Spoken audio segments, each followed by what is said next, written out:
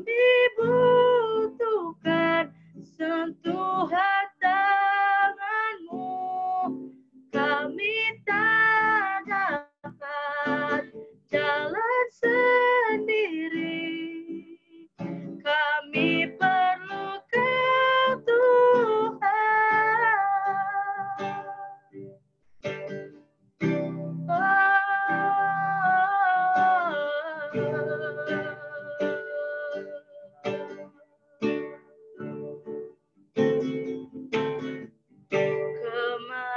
Kemanakah kami mencari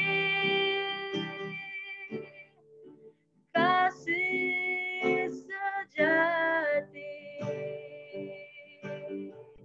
Kemanakah kami berseru saat badai datang menderu? Yang kami tahu hanya Kau yang mampu pulihkan segala sesuatu.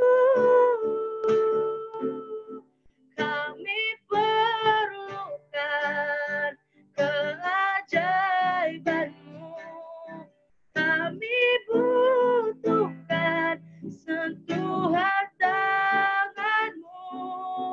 Kami tak dapat jalan sendiri. Kami perlukan Tuhan. Kami perlukan keajaiban-Mu. Kami butuhkan sentuhan tangan-Mu. Kami tak dapat jalan sendiri. Kami perlukan Tuhan. Kami perlukan keajaiban-Mu. Kami butuhkan sentuhan tangan-Mu. Kami tak dapat jalan sendiri. Kami perlukan Tuhan. Kami perlukan Tuhan. Kami perlukan Tuhan.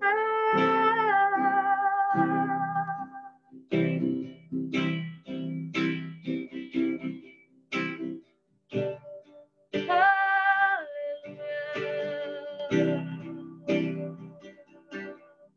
We praise you, Lord. We worship you.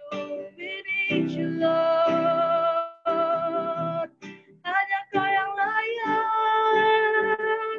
terima segala pujian. Yesus, Yesus Tuhan.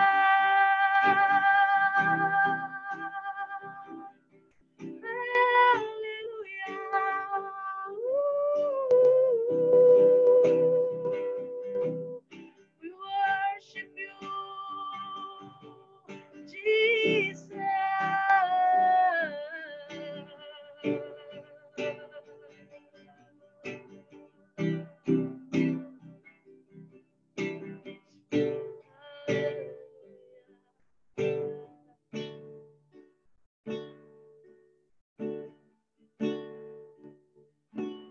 We need you, Lord. More than yesterday, I need you, Lord. More than words can say, I need you, Lord. Than ever before, we need you, Lord. I need you, Lord. We need you, Lord. More than yesterday, I need you, Lord. More than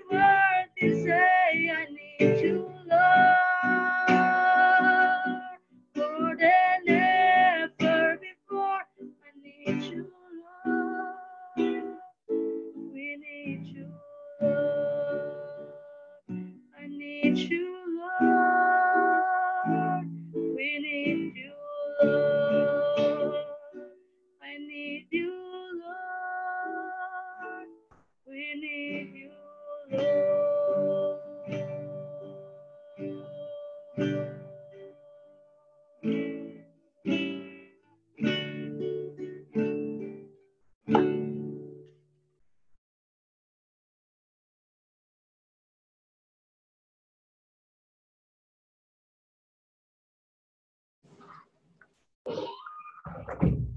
Bapa dalam sorga, biarlah Engkau berfirman bagi kami. Tolong hamba-Mu untuk menyampaikan apa yang benar-benar menjadi isi hati Tuhan. Terima kasih Tuhan Yesus. Biarlah hati kami benar-benar siap menerima firman-Mu. Dalam nama Tuhan Yesus kami sudah berdoa. Haleluya. Amin. Baik, Bapak Saudara, saya mau melanjutkan apa yang saya sudah sampaikan minggu yang lalu. Jadi minggu yang lalu itu kita flashback dulu. Minggu yang lalu itu saya menyampaikan tentang 3 penyanggah kehidupan.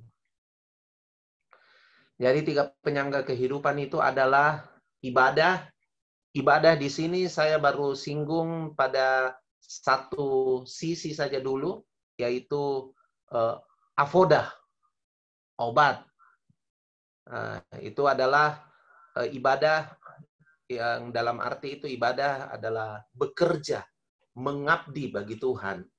Jadi avodah itu sebenarnya merupakan tindakan ibadah yang sudah sangat komprehensif karena dia avodah di sini sebenarnya kita mengabdi kepada Tuhan dalam segala lini kehidupan. Penekanannya adalah bekerja bagi Dia. Bekerja, itu penekanannya. Jadi avodah itu bekerja. Kita bekerja, mengabdikan diri. Jadi semua apa saja yang kita kerjakan dalam aspek kehidupan kita, kita mengerjakannya karena pengabdian kita kepada Tuhan. Nah, itu avodah.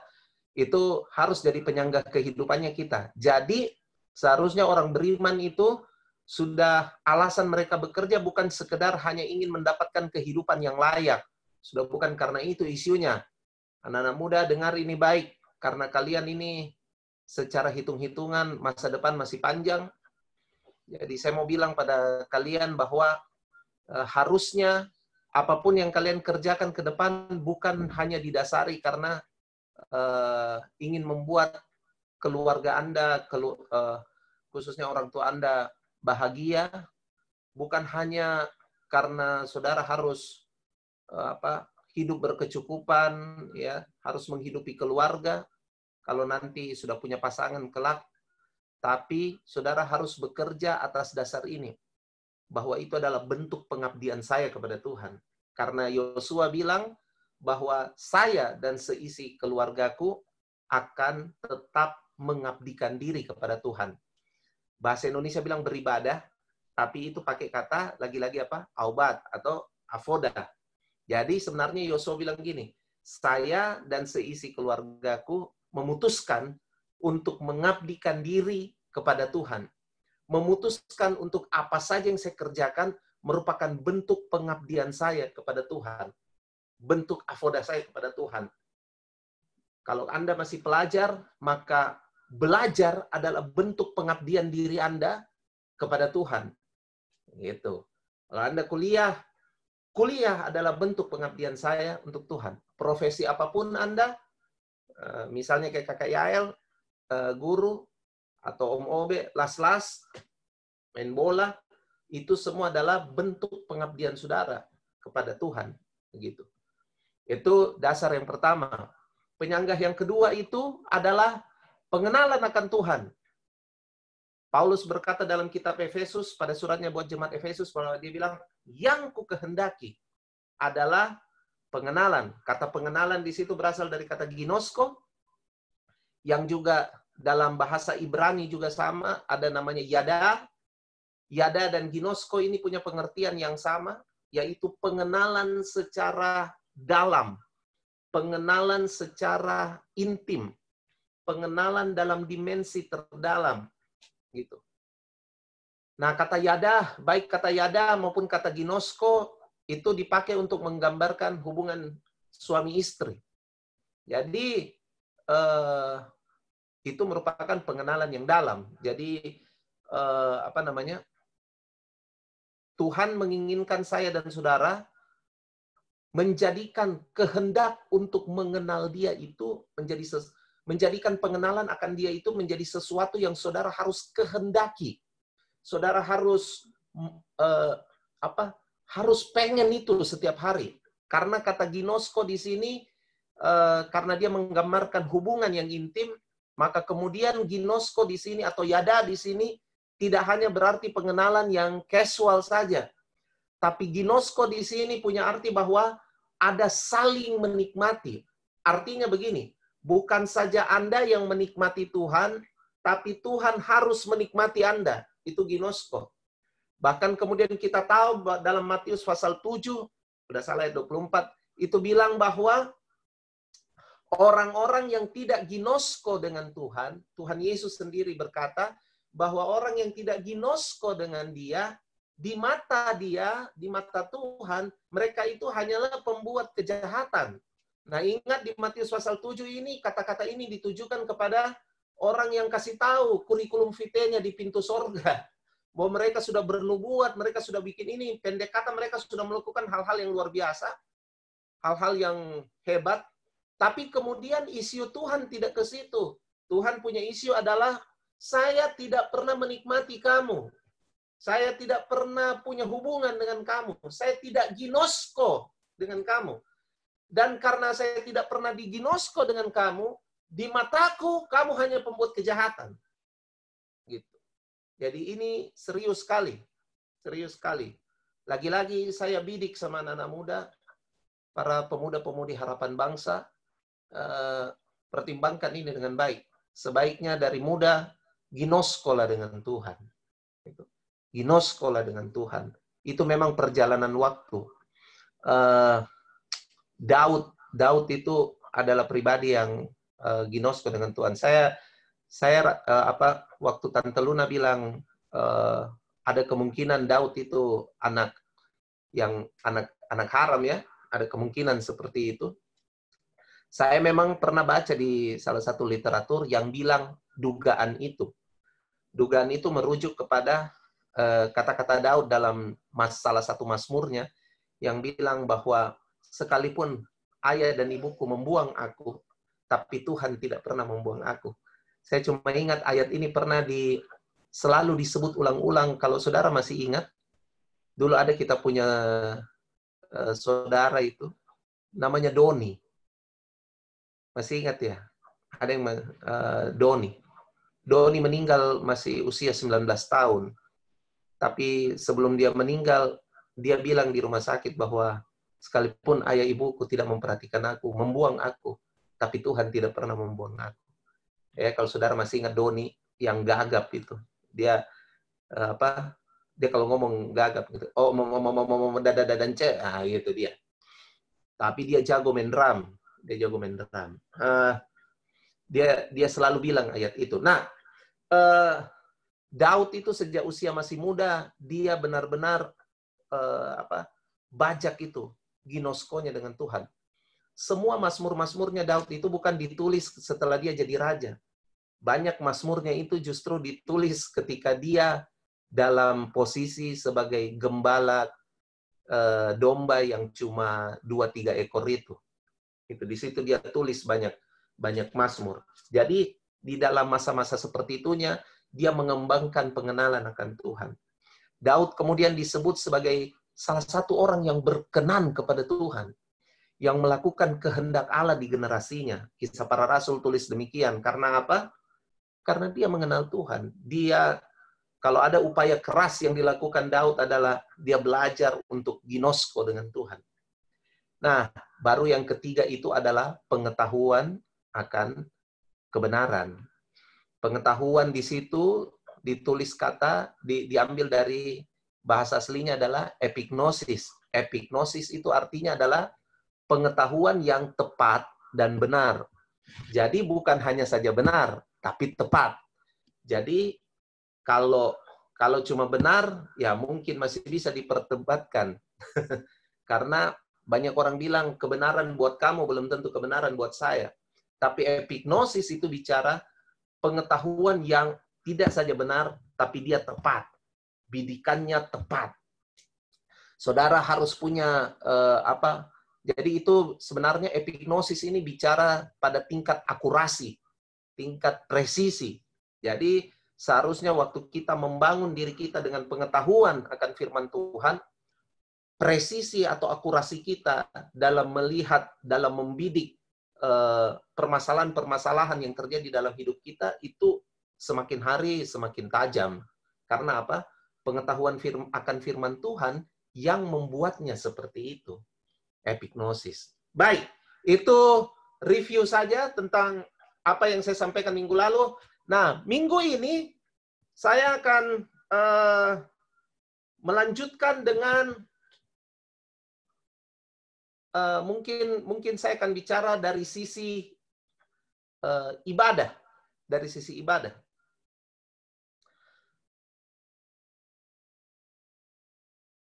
Lebih banyak dari sisi ibadah sih, tapi ini sebenarnya untuk 3 hal itu. Kalau saudara suka sama judul atau apa, saya mau sodorkan judul ini. Menerima didikan Tuhan. Nah, itu. Saya yakin dalam 3 penyanggah kehidupan ini, itu harus diejawantahkan, wah bahasa susah lagi. Itu harus dimanifestasikan dalam bentuk, itu harus dibangun, itu harus dibangun lewat didikan. Waktu kita membangun ibadah, kita membangun pengenalan akan Tuhan, kita kemudian membangun pengetahuan yang tepat dan benar akan kebenaran firman Tuhan, maka ketiga hal ini harus dibangun. Salah satunya, paling kuat, itu adalah lewat didikan. Saya suka kata didikan. Karena didikan itu ternyata dalam bahasa Indonesia punya arti begini. Diajar dengan disiplin. Nah, itu didikan. Jadi didikan itu bukan hanya diajar saja. Gitu. Jangan salah kaprah. Kita selalu berpikir mendidik itu cuma merupakan diajar secara kelas, diajar secara lisan seperti ini. Enggak. Didikan itu berarti diajar dengan disiplin. Dalam bahasa Indonesia ini masih halus. Karena dibilang diajar dengan disiplin. Kata disiplin itu kita masih bisa multitafsir sesuai dengan kebutuhan kita. Kalau saya mau bilang bukan kebutuhan, sesuai dengan kemauan kita. Kita maunya didisiplin model apa, ya toh? Kalau di gereja-gereja kan akrab itu. Kalau ada orang yang disiplin di gerejanya, ya pasti tunggu-tunggu itu dia pasti akan terjadi transfer pemain, toh. Saya istilahkan begitu, jadi ditransfer ke gereja yang lain lah, begitu. Jadi diajar dengan disiplin. Itu kalau bahasa Indonesia masih bagus, diajar dengan disiplin. Nah, bahasa Alkitabnya yang gawat. Coba kita lihat bahasa Alkitabnya dulu. Ibrani pasal 12.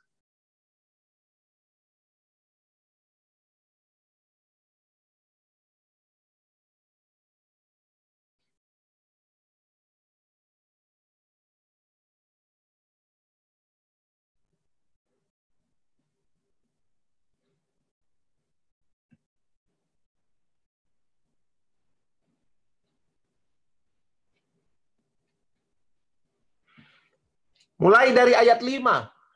Ibrani 12 mulai dari ayat 5.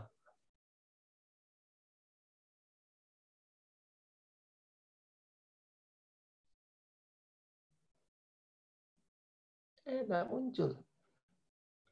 Ibrani 12 mulai dari ayat yang ke-5. Yang sebelahnya saja, G. Nah, itu. ITB?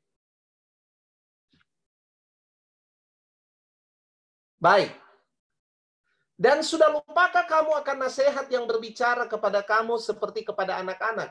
Ini sebenarnya penulis kitab Ibrani mengutip apa yang ditulis dalam kitab Mazmur.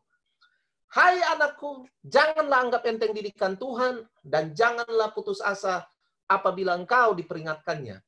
Karena Tuhan menghajar orang yang dikasihinya. Tidak cukup sampai di situ, dikatakan lagi, dan ia menyesah orang diakuinya sebagai anak.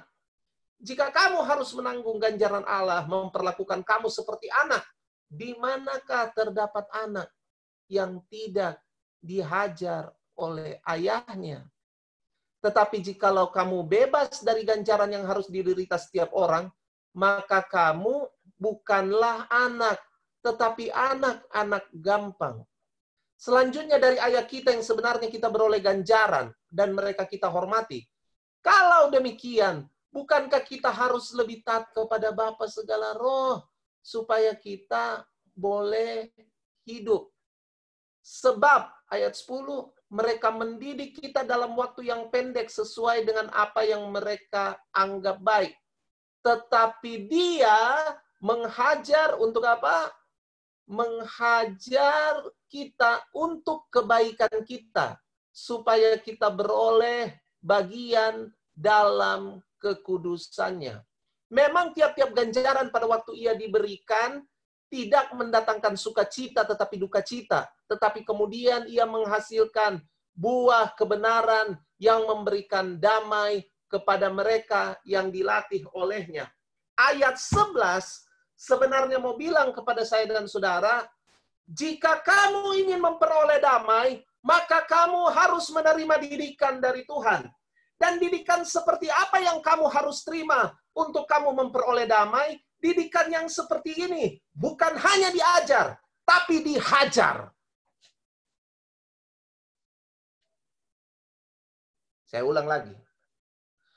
Kalau Anda ingin menemukan kedamaian, hidup dalam damai, ayat 11 kan, menghasilkan buah kebenaran yang memberikan damai kepada mereka yang dilatih olehnya. Jika kamu ingin hidup di dalam damai, berarti kamu harus menghasilkan buah kebenaran. Bagaimana kamu bisa menghasilkan buah kebenaran? Kamu harus diajar dan dihajar oleh Tuhan. Kamu harus didisiplin oleh Tuhan. Diajar dan dihajar oleh Tuhan. Dari situlah kita memperoleh damai. Sebab itulah janji Tuhan. Di hal-hal tersebut akan memberikan kita damai bagi orang-orang yang dilatih olehnya. Jadi sebenarnya kita perlu dididik oleh Tuhan dengan cara gitu. Jadi didikan di dalam bahasa Alkitab itu tidak hanya seperti bahasa Indonesia, diajar dengan disiplin. Tapi menurut Alkitab dibilang diajar dan dihajar. Ada hanya. Dihajar. Saya ingat dulu Tante Luna pernah cerita, Tante Luna kalau tidak salah pernah cerita. Ini sudah lama, waktu masih di Todopuli. Jadi ini soal hajar menghajar. Gitu kan. Saya terus terang itu dapat apa ya, dan itu saya jalankan sampai hari ini. Soal menghajar anak. Gitu. Kalau saya lihat yang dulu saya pelajari dari hidupnya Om Mike sama Tante Luna, adalah mereka kalau hajar anak-anak, paling tidak saya lihat itu di Ariel sama Jonah. Saya tidak tahu ya kalau Jay bagaimana Jay? tapi kalau masih Ariel sama siapa? Jonah, saya lihat Om Mike sama Tante Luna itu tidak menghajar anak karena emosi. Ya, pasti ada emosi sedikit lah toh. Tapi maksudnya mereka tidak serta-merta begitu marah langsung hajar begitu. Mereka selalu anak-anak masuk di kamar terus mereka ada diomongin dulu. Nah, omongannya ini yang saya selalu terapkan mulai dari Faith. Jadi itu juga mengajar saya untuk tidak melakukan disiplin hanya karena reaktif. Jadi karena begitu marah, begitu pukul. Begitu. Saya mau beritahu bahwa itu adalah hal yang paling buruk yang pernah saya lakukan itu. Begitu marah, begitu pukul. Dan kalau ada yang orang tua harus belajar keras, apalagi kalau masih punya anak yang masih kecil, please, jangan lakukan itu. Biasakan anak-anak itu harus kita ngomong. Jadi, saya selalu gitu. Saya ingat papa saya almarhum itu suka heran dulu kalau saya disiplin Faith. Karena setelah keluar dari kamar, saya sama Faith sudah baku peluk-peluk, baik-baik, ketawa-ketawa, seperti tidak terjadi apa yang dia dengar sayup-sayup dari dalam kamar. Jadi papa saya itu suka susah kalau saya mau pukul anak begitu. Saya ingat juga Oma di Gunung Nona, kasihan Oma Min. Oma Min itu awal-awal susah sekali kalau saya mau disiplin Faith. Tapi akhirnya Oma Min itu mengerti. Jadi saya itu kalau misalnya saya harus disiplin Faith di Gunung Nona, Oma Min pasti bilang gini, Nyong, itu di kamar Nyong. Iya Oma. Langsung Oma bilang, Oma langsung sudah berteriak sama satu rumah. Oma langsung bilang gini, tidak ada yang boleh campur. Jangan campur. Nah, itu Oma Min sudah bilang gitu. Jangan campur. Gitu. Tapi Oma juga kasih pesan-pesan sponsor. Jadi Oma langsung bisik, Nyong, jangan keras-keras ya. Jadi begitu. Nah, yang saya dapat dari Om Mike sama Tante Luna itu, mereka selalu terangkan. Mereka selalu terangkan bagaimana, kenapa kau harus didisiplin. Kenapa kau harus didisiplin. Jadi, saya selalu kalau mau disiplin anak-anak saya selalu terapkan itu. Saya berusaha sekali terapkan itu. Paling tidak, dengan menerapkan hal itu, saya merem diri saya dari tindakan-tindakan yang cuma reaktif, melepaskan emosi. Jadi saya ngomong misalnya sama Faith atau sama Nadine, saya suka bilang. Dan kata-kata yang paling sering saya bilang itu adalah ini. Papa sebenarnya tidak suka sekali mau lakukan ini. Tidak suka Papa. Tapi Papa cuma pikir begini, nak. Kalau Papa tidak bikin ini, one day akan ada orang dari luar rumah ini yang akan lakukan itu sama kamu. Karena kamu tidak pernah diajar dan dihajar dari dalam rumah. Jadi Papa mesti bikin ini, nak. Supaya Papa mau memperkecil kemungkinan supaya ada orang luar yang akan lakukan itu sama kamu. Orang di luar rumah ini yang akan lakukan itu sama kamu karena kamu tidak pernah dididik di rumah. Jadi Papa harus buat ini. Nah, biasanya saya buat itu karena saya sudah 3 kali ngomong. Saya sudah 3 kali ngomong sama mereka baik-baik dan mereka tidak dengar, baru saya eksekusi begitu. Tapi yang saya mau bilang pada saudara adalah Tuhan itu tidak segan-segan untuk menghajar kita. Saya sengaja baca panjang tadi itu ayat Ibrani, supaya mau bilang begini, supaya itu gambaran buat saudara bahwa Tuhan menghajar karena dia anggap kita anak. Berbahagialah. Berbahagialah. Karena begitu kamu dihajar oleh Tuhan, maka Tuhan menganggap sebenarnya di mata Tuhan, kamu itu anaknya. Pernah Nadine tanya sama saya, kenapa kalau sama anaknya orang Papa baik-baik, tapi kalau sama kita bisa juga Papa sampai pukul kita. Papa lebih baik sama anaknya orang. Saya bilang, jelas nak, karena mereka bukan anak saya. Iya, kamu anakku. Samalah dengan Tuhan. Tuhan hajar saudara karena Tuhan itu di matanya dia, kamu itu anaknya. Kamu itu anaknya. Nah, dalam sejarah-sejarah di Alkitab, maka saudara akan menemukan bahwa orang-orang yang merupakan pilihan Tuhan, anak-anak Tuhan, itu tidak lepas dari hajaran Tuhan. Ya, orang yang merupakan pilihan Tuhan itu tidak lepas dari hajaran Tuhan. Israel disebut sebagai anak Allah. Israel itu disebut sebagai anak Allah. Bangsa Israel itu disebut sebagai anak Allah. Sampai hari ini orang Israel tetap menganggap bahwa mereka anak Allah. Makanya waktu Yesus bilang bahwa I am the son of God, itu buat mereka, waduh, kamu mengambil posisi kami begitu. Makanya mereka benci sekali sama Tuhan Yesus kan? Karena sekian lama Israel itu sudah tahu bahwa anaknya Allah itu mereka. Nah, Tapi lihat apa yang terjadi sama bangsa Israel. Begitu mereka buat salah, Tuhan hajar. Mengapa Tuhan hajar? Tuhan mengasihi. Begitu. Nah, sekarang, mengapa Tuhan mendidik dan menghajar kita? Mengapa Tuhan mendidik dan menghajar kita? Titus 2 ayat 12. Titus 2 ayat 12. Saya ingat pertama kali ikut gereja rumah ini, saya pertama kali ikut gereja rumah sama Om Mike. Ini ayat yang Om Mike sharing. Titus 2 ayat 12.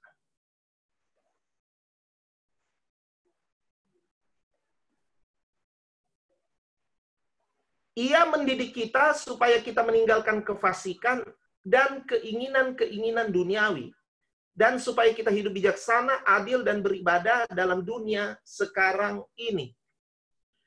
Jadi didikan Tuhan itu bertujuan untuk supaya kita, yang pertama, meninggalkan. Meninggalkan. Katakan itu, meninggalkan. Jadi didikan Tuhan itu membuat saya dan saudara berpindah. Meninggalkan. Meninggalkan itu berarti no way back. Harus ditinggalkan. Tidak ada alasan untuk kembali.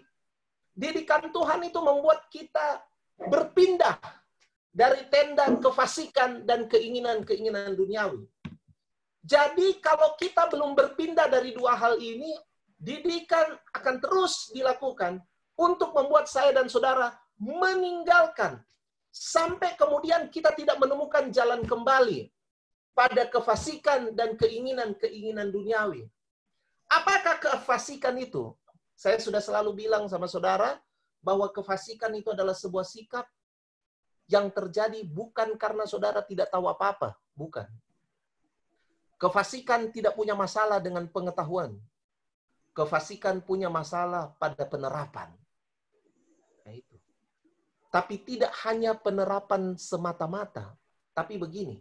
Kefasikan itu adalah penolakan untuk melakukan, penolakan untuk menghidupi, penolakan untuk menerima, penolakan untuk mempraktekkan pengetahuan-pengetahuan yang telah dia tahu. Sekalipun dia tahu bahwa pengetahuan-pengetahuan tersebut adalah benar, itu kefasikan. Saya ulang lagi. Kefasikan adalah bukan hanya saja merupakan sikap tidak mempraktekkan sesuatu, tetapi kefasikan adalah penolakan untuk menghidupi, mempraktekkan, melakukan, memanifestasikan, mengejawantahkan segala pengetahuan kebenaran yang dia sendiri tahu bahwa itu adalah kebenaran. Jadi memang tidak ada masalah pengetahuan pada kefasikan. Dan tidak ada masalah keyakinan pada kefasikan. Tidak ada. Sebab sesungguhnya orang yang fasik itu dia yakin. Tapi dia terang-terangan menolak untuk menghidupi apa yang sebetulnya dia yakin. Sekarang saya mau tanya sama saudara. Ini tanda fasik yang paling sederhana lah. Saudara tahu bahwa saudara harus mengutamakan Tuhan, toh? Iya. Semua tahu itu. Iya, kita harus mengutamakan Tuhan. Iya. Kita harus mengutamakan Tuhan. Tapi apakah saudara selalu mengutamakan Tuhan dalam semua aspek kehidupan? Nah, itu pertanyaan. Itu pertanyaan.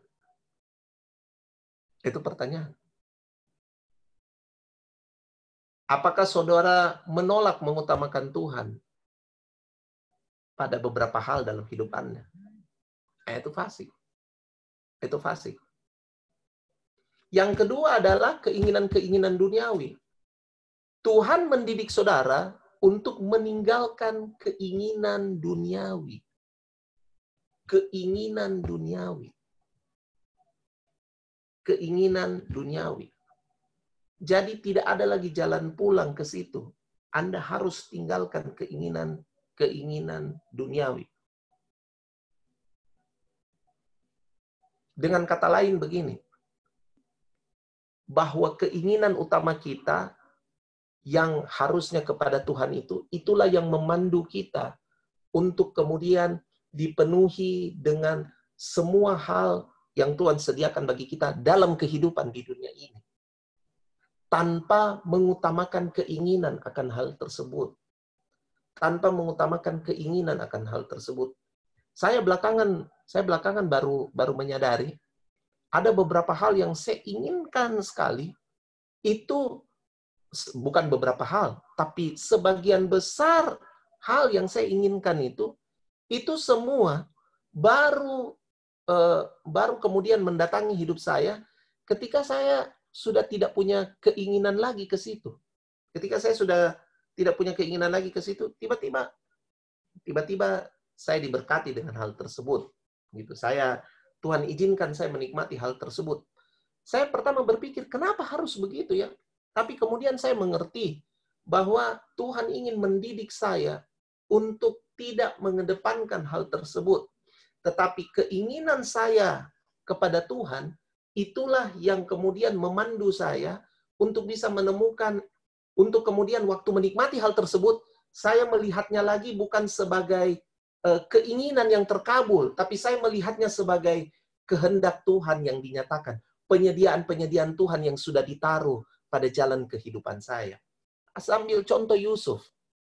Yusuf kan itu, orang selalu berkhotbah tentang Yusuf, orang selalu mengedepankan tentang mimpinya Yusuf. Ya kan?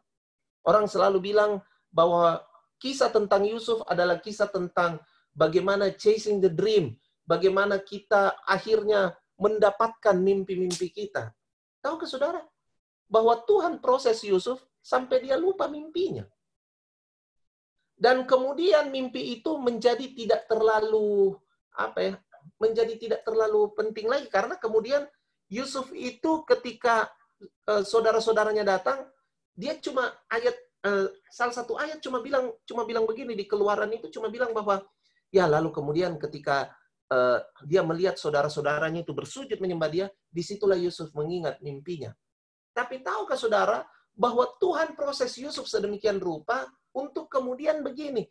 Yusuf harus melihat bahwa itu bukan cuma soal penggenapan mimpi. Karena mimpi itu cuma merupakan petunjuk saja.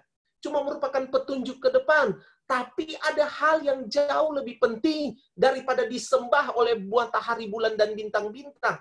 Ada hal yang jauh lebih penting daripada disembah oleh 11 berkas yang lain. Ada hal yang jauh lebih penting. Hal yang jauh lebih penting adalah itu yang Yusuf bilang sendiri sama saudara-saudaranya. Tuhan telah mengutus aku terlebih dahulu ke sini untuk menjamin kehidupanmu, untuk menghidupi satu bangsa, untuk memelihara satu bangsa. Yusuf mengerti bahwa ini bukan hanya sekedar mimpi disembah-sembah. Makanya kemudian itu yang dibilang begini, Tuhan memuaskan hasrat kita dengan kebaikan itu karena begini, kita sudah tidak melihat hasrat kita saja di situ, tapi kita melihat ada kehendak Tuhan di dalamnya. Dan kemudian waktu kita dipuaskan oleh hasrat kita itu, kita sudah tidak melihat itu sebagai pemenuhan hasrat kita saja, tapi kita lebih melihatnya sebagai, wow, kehendak Tuhan dinyatakan. Wow, keinginan Tuhan sedang dinyatakan. Itu yang jauh lebih penting. Dan untuk hal-hal tersebut, Tuhan mau kita dididik, menerima didikan. Nah, setelah meninggalkan ada kata apa? Supaya. Supaya itu tujuannya. Kata supaya itu tujuannya. Supaya apa? Kita hidup bijaksana. Ada 3 hal. Hidup bijaksana, adil, dan beribadah dalam dunia sekarang ini. Hidup bijaksana, adil, dan beribadah dalam dunia sekarang ini. Bijaksana berarti apa? Bijaksana itu berarti tahu, proporsional sebenarnya. Bijaksana itu berarti proporsional. Dia tahu pada case ini, pada season ini apa yang harus dilakukan. Dia tahu memutuskan hal yang tepat dan benar. Itu bijaksana. Bijaksana dalam melihat segala, menyikapi segala sesuatu. Adil.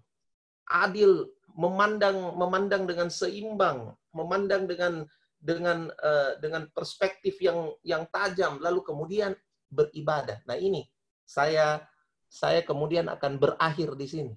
Beribadah. Kata ibadah di sini lain lagi dengan yang seperti minggu lalu. Kata ibadah di sini adalah diambil kata Eusebia. Eusebia itu sebenarnya adalah hormat. Eusebia itu adalah, kalau dalam bahasa Inggris dibilang gini, godliness. Jadi sebenarnya Eusebia itu bicara begini. Eusebia itu bicara kita beribadah kepada Tuhan, kita hormati Dia sedemikian rupa, agar kita menjadi serupa dengan Dia. Jadi Eusebia itu sebenarnya adalah ibadah dengan tujuan keserupaan dengan Kristus. Jadi ini bukan ibadah yang hanya sekedar, hari Minggu kita meeting, kita ketemu begini. Enggak. Ini ibadah yang saudara landasi karena apa? Saudara melandasi dengan begini. Keinginan untuk menjadi serupa dengan Dia. Itu Eusebia. Dan untuk menjadi serupa dengan Dia itu, saudara harus beribadah dengan Dia. Yang ditulis dalam kitab Ibrani itu dengan takut dan hormat. Nah, tidak merupakan kebetulan bahwa kultur hormat ini selalu Tuhan dahulukan ketika Tuhan encounter dengan manusia. Ketika Tuhan bertemu dengan manusia. Saya kasih contoh satu saja kasus. Dalam Keluaran pasal 3. Keluaran pasal 3 ayat 4 sampai 5. Keluaran pasal 3 ayat 4 sampai 5. Nah, di situ kejadian Musa pertama kali bertemu dengan Ehye. Nah, di sini pertama kali Tuhan menyatakan dirinya itu bukan YHWH, sebenarnya bukan Yahweh, bukan. Tapi dia bilang Ehye dulu. Nanti pada pembicaraan kedua, baru muncul Tuhan bilang Yahweh. Nah, di ayat 4 itu Tuhan bilang, ayat 4, ketika dilihat Tuhan bahwa Musa menyimpang untuk memeriksanya, berserulah Allah dari tengah-tengah semak-semak duri itu kepadanya. Musa, Musa. Dan ia menjawab, ya Allah. Lalu ia berfirman, janganlah datang dekat-dekat dan tanggalkanlah kasutmu dari kakimu, sebab tempat di mana engkau berdiri itu adalah tanah yang kudus. Kalau saudara memahami bahwa Eusebia, ibadah dalam konteks Eusebia ini adalah kita harus memasukinya dengan hormat.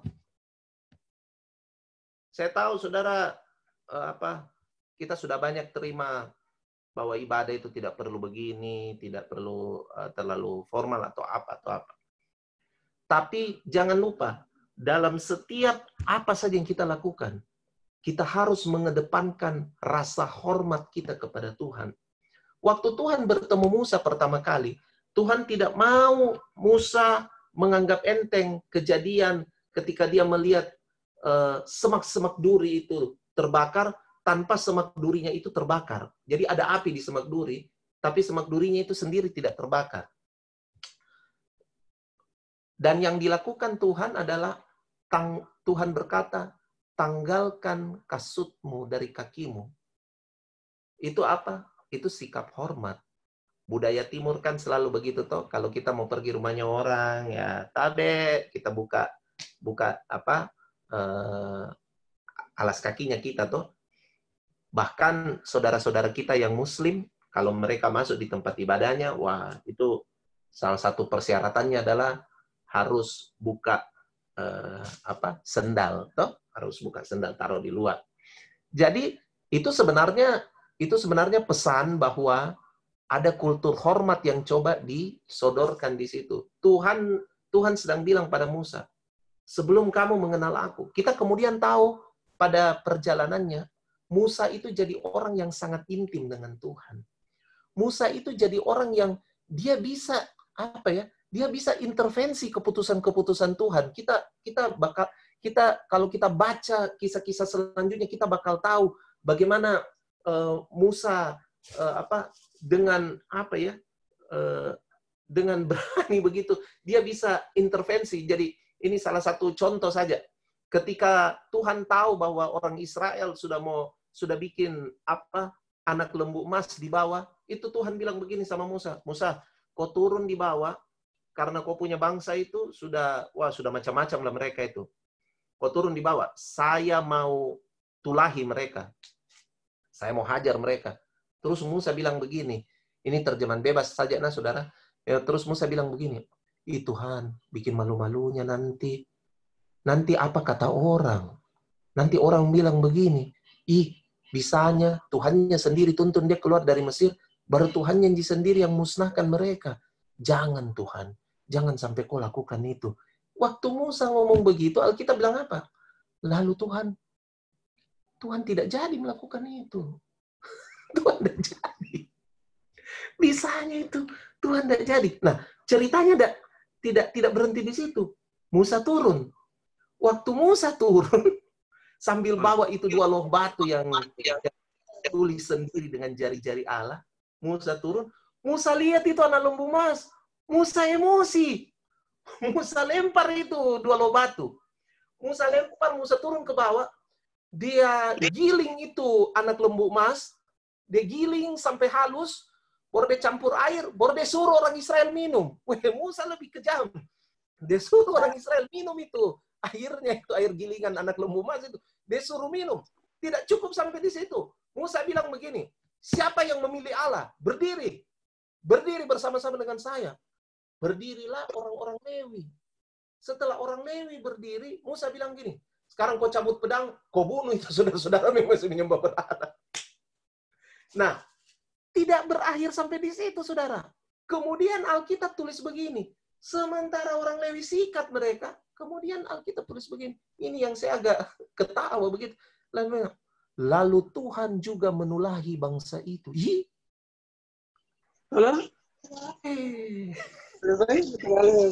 Jadi bukannya Tuhan bilang begini, Dede Musa kotom yang bilang, baru kotom yang bikin. Enggak. Tuhan juga bersetuju dengan Musa.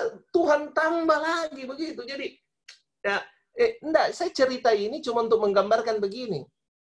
Sekalipun hubungan Musa sama Tuhan itu sampai segitu-gitunya, tapi tetap di awal, Tuhan itu encounter-nya dengan Musa, dia bilang ini, hormati aku. Kita punya peluang untuk dekat, intim dengan Tuhan. Ya toh? Kamu bisa dengar firman Tuhan sambil kamu tidur-tiduran, mata hampir tak tutup juga bisa, Ji. Tidak turun Ji api dari langit mungkin yang akan apa, kan tidak.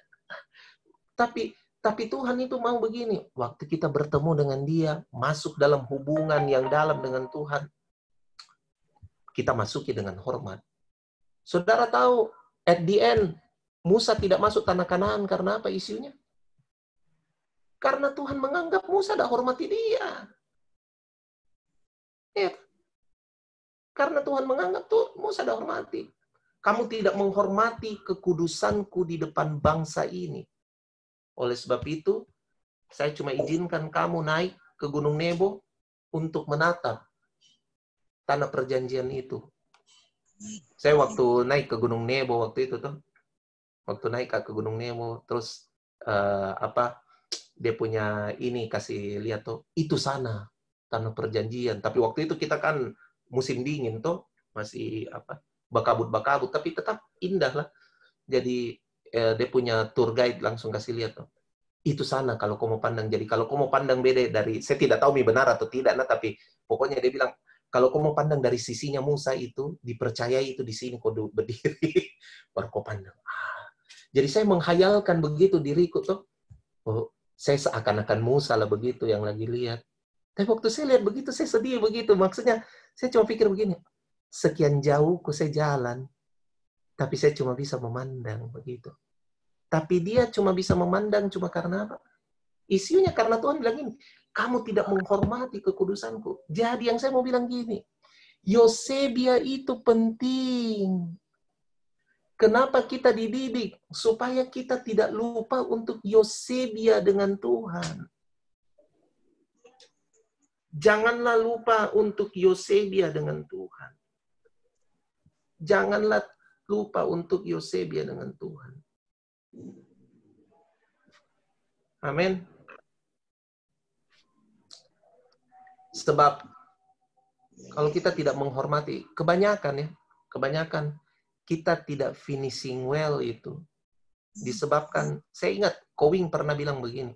Ini Kowing bilang sama saya pribadi waktu ngobrol-ngobrol sama dia di WA, dia telepon saya. Terus Kowing bilang begini, Dance, salah satu penyebab kita tidak finishing well itu adalah karena kita kehilangan hormat kita pada Tuhan. Di dalam perjalanan kehidupan kita yang telah sekian lama, tiba-tiba ada satu momen yang kita tidak sadari, itu momen yang penting. Momen yang sangat penting. Tapi di situ kita kehilangan hormat kepada Tuhan. Di situ kita tidak finishing well. Wah, waktu saya dengar itu saya bilang, berarti memang hormat ini. Makanya saya mengerti. Saya kemudian paham sekali kenapa kita itu tidak boleh kehilangan hormat. Bukan saja kepada Tuhan, tapi juga kehilangan hormat kepada orang-orang di sekitar kita, pada orang tua kita, pada orang tua rohani kita, pada pemimpin kita, pada pasangan kita. Karena begini, saudara, kehilangan hormat itu membuat kita tidak finishing well. Nah, saya akhiri dengan kisah ini. Tahukah saudara, kenapa murid-muridnya Tuhan Yesus itu meninggalkan dia ketika Yesus itu ditangkap di Taman Getsemani? Kira-kira saudara mengerti apa di situ? Nah, saya mau kasih ingat saudara. Waktu di Taman Getsemani itu, Tuhan Yesus itu ngomong begini. Tuhan Yesus ngomong begini. Saya bicara pakai bahasa bebas, nah. Saya tidak bicara persis seperti yang Alkitab tulis. Saya coba terjemahkan dalam bahasa syariat, bahasa bebasku begitu. Tuhan Yesus itu bilang gini sama murid-muridnya. Boleh tidak kalian itu berjaga-jaga sama saya 1 jam saja, kodong. Boleh kalian temani saya. Saya rasa kayak mau mati ini. Saya rasa kayak mau mati. Tolong temani saya. Coba saudara pikir. Saudara punya pemimpin atau siapalah orang yang saudara sangat hormati. Tiba-tiba orang yang sangat saudara hormati itu, yang saudara sangat segani itu, tiba-tiba ngomong, menunjukkan kecemasan yang begitu luar biasa. Dan memperlihatkan kepada saudara sebuah kelemahan yang, waduh, itu murid-murid pasti pikir, saya jadi pikir begini, murid-murid pasti bilang begini, ya ampun, ngana ini, selama firman Tuhan kuat sekali, so buat mujizat, so buat apa, begini, tiba-tiba rasa mau mati, aduh, so nggak sesuai ini. Bahkan mungkin murid-murid yang di Taman Getsemani itu lebih melihat sosok Petrus sebagai sosok yang lebih real. Karena di Taman Getsemani, Petrus itu memotong telinga Malkus, salah satu hamba imam besar. Itu adalah perbuatan yang sangat heroik dan nyaris mematahkan apa yang Yesus katakan di perjamuan terakhir. Yesus bilang bahwa sebelum ayam berkokok, kamu sudah menyangkal aku 3 kali. Oh, nyaris tidak dapat dipercaya hal tersebut. Karena apa? Karena Taman Getsemani, Petrus memperlihatkan sebuah keberanian yang luar biasa. Karena hanya dialah yang berani mencabut pedang di tengah kerumunan orang banyak, dia potong. Wih, itu tindakan heroik luar biasa. Berani sekali. Kalau tidak mau dibilang kajili-jili. Berani, luar biasa. Tapi saudara, murid-muridnya tinggalkan Yesus. Murid-murid tinggalkan Yesus. Saya terganggu lagi, kemudian membaca bahwa ketika Yesus disalib, itu murid-muridnya di belakang. Tidak ada yang maju ke depan. Saya kemudian berpikir bahwa ini bukan cuma karena takut. Bukan. Ini bukan cuma persoalan takut. Ada sebuah persoalan di mana mereka bergumul. Bahwa sejak dari Taman Getsemani, Yesus telah memperlihatkan bahwa dia sangat lemah sekali. Dia lemah. Tidak berdaya. Dan kemudian kelemahan itu dipertontonkan lagi dengan membiarkan dirinya dipukul, dirajam, dicambuk, digantung, disalib, nyaris telanjang, dan tidak bisa buat apa-apa. Makanya waktu dia bangkit, murid-muridnya tidak percaya. Saya kemudian paham itu. Oh iya, pantas waktu Yesus bangkit, murid-muridnya tetap punya pikiran, ada opsi berpikir lain. Sekalipun Yesus sudah bilang ulang-ulang tentang kebangkitannya, murid-muridnya tetap mengedepankan pemikiran bahwa bisa saja ada yang curi dia punya mayat ini. Lalu kemudian Maria Magdalena menunjukkan hal tersebut dengan menangis di depan Yesus dan bilang bahwa yang dia kira penjaga taman. My goodness. Dia bilang, siapa yang ambil mayatnya Tuhanku? Mereka. Dua murid yang jalan ke Emmaus, waktu bertemu dengan Tuhan Yesus, mereka bilang apa? Cuma kau orang di Yerusalem ini yang tidak tahu apa-apa. Ini ada Yesus, Nabi yang luar biasa yang kita sudah harap-harapkan, ternyata dia mati konyol juga. Coba saudara baca lagi itu percakapannya dua murid di Emmaus sama Tuhan Yesus. Itu mereka betul-betul mereka menempatkan Yesus itu sebagai sosok yang astaga, ternyata kok lemah juga. Mereka sedang menempatkan Yesus dalam kacamata penghakiman bahwa ya ampun, kok lemah. Sama seperti kami juga ternyata aduh lah. Nggak bisa bikin apa-apa.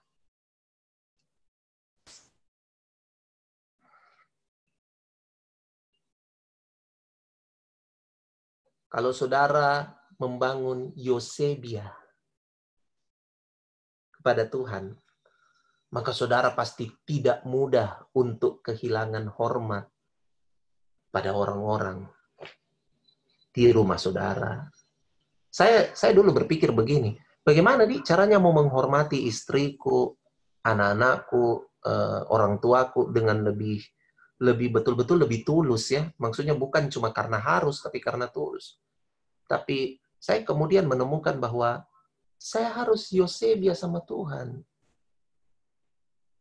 Yosebia saya sama Tuhan itu akan dengan secara supranatural dan natural membawa saya untuk dengan tulus saya hormati istri saya sebagai teman pewaris menerima kehendak Allah. Saya hormati anak-anak saya sebagai warisan Tuhan yang diberikan pada saya. Saya hormati orang tua saya sebagai orang yang dipercayakan Tuhan untuk mendidik saya di muka bumi. Saya hormati orang-orang yang mementol saya secara rohani. Orang-orang yang telah menjadi orang tua rohani saya tanpa mencoba mempersoalkan ini dan itu. Tapi yang tersisa pada saya hanyalah rasa hormat kepada mereka bahwa mereka adalah orang yang luar biasa. Dan kalau tidak ada mereka, saya tentu tidak setajam, tidak seperti ini. Tapi itu semua diawali dengan begini. Saya Yosebia pada Tuhan. Saya Yosebia kepada Tuhan. Saya belajar hormat kepada Tuhan. Saya belajar untuk tidak mengingkari suara-suara Tuhan yang berbisik dalam hati saya untuk you should do this, you should do that, begitu. Saya belajar dan saya belajar menyikapinya bukan karena sekedar saya menyadari ada suara di dalam situ, tapi saya belajar menyikapinya dengan, saya harus hormati ini. Saya harus hormati. Karena dia adalah penguasa hidup saya. Saya harus hormati itu. Saya tahun 90-an kan kita itu ada di zaman di mana kita memanggil Yesus, Babe Yesus, Papi Yesus, Papa Jesse, begitu ya. Pergerakan anak-anak muda lah, zaman akhir 90-an, awal 2000-an, begitu. Kita panggil Papa Jesse, tapi kita tidak punya hormat sama Papa Jesse. Oh.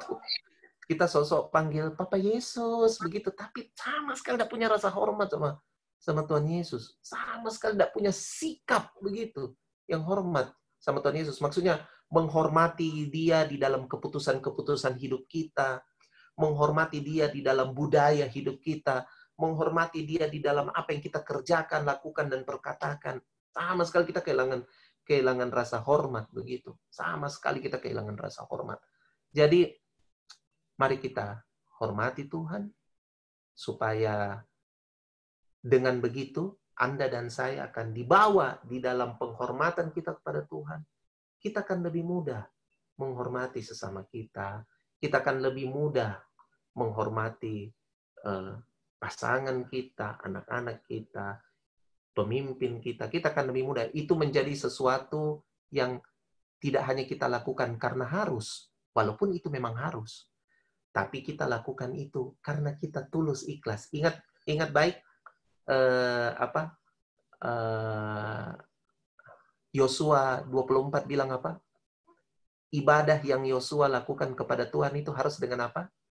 Bukan hanya setia, tapi tulus ikhlas. Jadi ibadah kepada Yehova itu harus dilakukan dengan tulus ikhlas dan setia.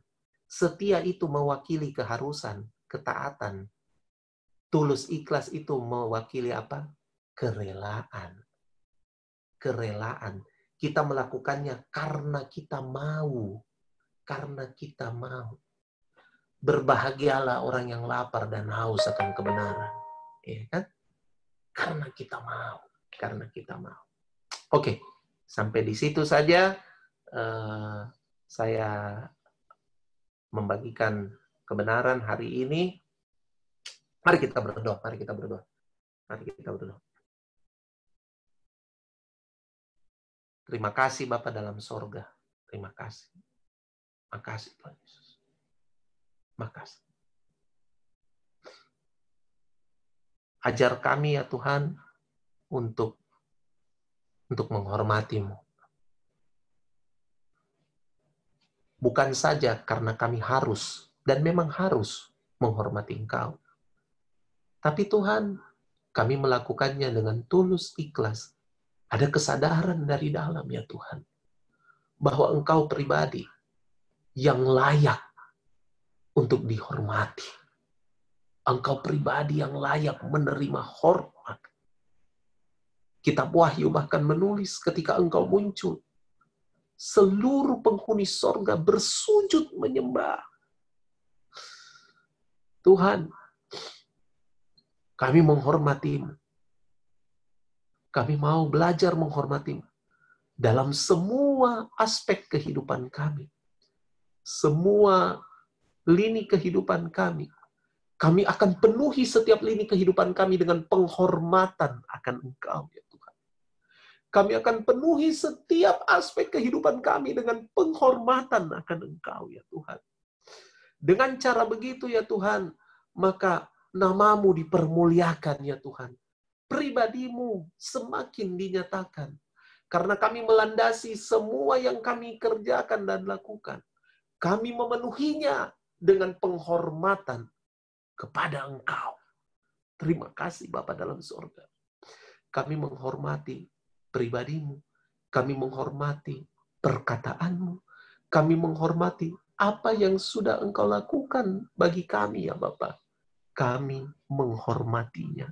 Terima kasih Bapa dalam surga. Terima kasih ya Tuhan. Terima kasih. Terima kasih. Kalau hari ini Tuhan, kami ada masalah menghormati mungkin orang tua kami, orang-orang dalam rumah kami, pasangan kami, atau siapapun, pemimpin kami, orang-orang yang telah menolong kami secara spiritual untuk maju dalam Tuhan. Siapapun itu ya Tuhan Yesus. Kami berdoa. Ajar kami menghormati Engkau.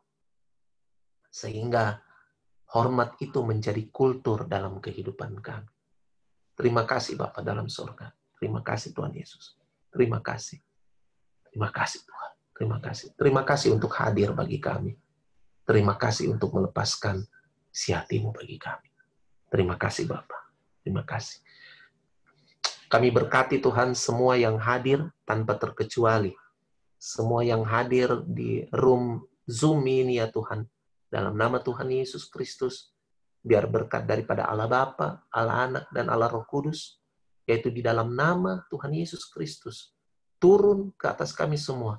Memenuhi kehidupan kami. Sehingga segala sudut kehidupan kami. Sejauh kami memandang. Yang kami pandang hanyalah penyertaan berkat-Mu yang begitu nyata dari hari ke hari dalam kehidupan kami. Memelihara kami dari semua hal-hal yang jahat. Biarlah pemeliharaan-Mu itu